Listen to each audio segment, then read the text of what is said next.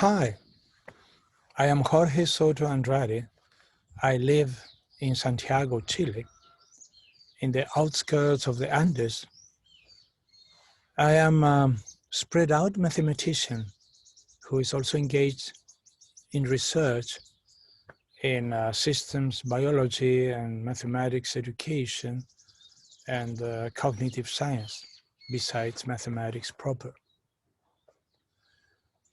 So I have many interests in life, and I enjoy crossing boundaries and trespassing domains and helping or motivating or encouraging people to do the same.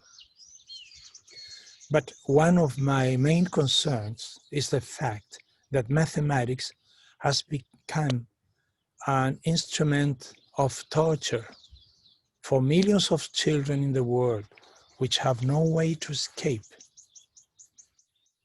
In fact, it is used as a tool to weed out and keep just those students which will belong to the elites of our society. It is usually taught as a rote learning of formulae to be applied to solve stereotyped problems. However, mathematical thinking is not just this. It involves exploring, experimenting, conjecturing, problem posing and solving, besides enacting, and especially visualizing, representing, metaphorizing, zooming in and zooming out.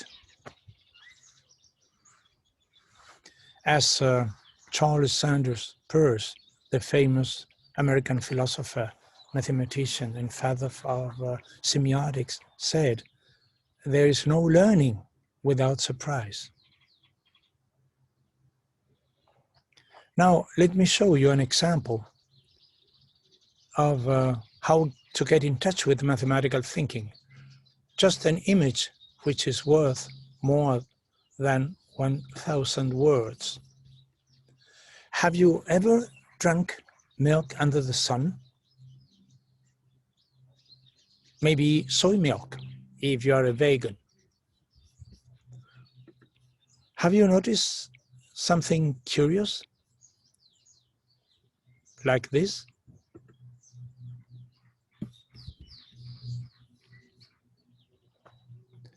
Well, little children get puzzled by this shape, to which they gave a name.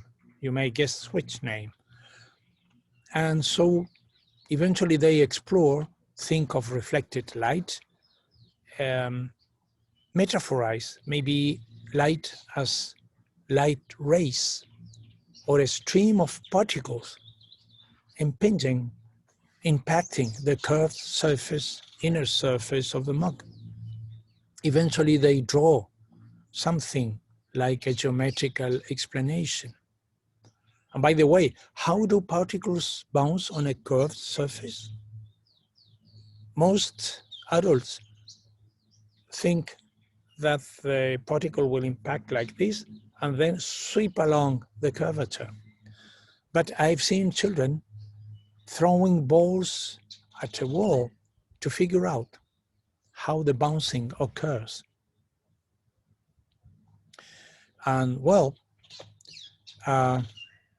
in this way, you could also wonder what happens if the curvature changes? What happens to the shape you get? And you may have the idea eventually to try to concentrate all reflected light on one point instead of this funny looking shape. And in this way, you discover the principle behind radio telescope, reflecting parabolic mirrors, or solar furnaces, or the headlights in your car, the beam of light thrown by a flashlight, or spotlights in a stage. and so on. Let me end by quoting a famous poem by William Blake, which pops up often in my mathematics courses. To see a world in a grain of sand, and a heaven in a wild flower. Hold infinity in the palm of your hand, and eternity in an hour. This poem has several metaphorical readings. Which is yours? Thanks.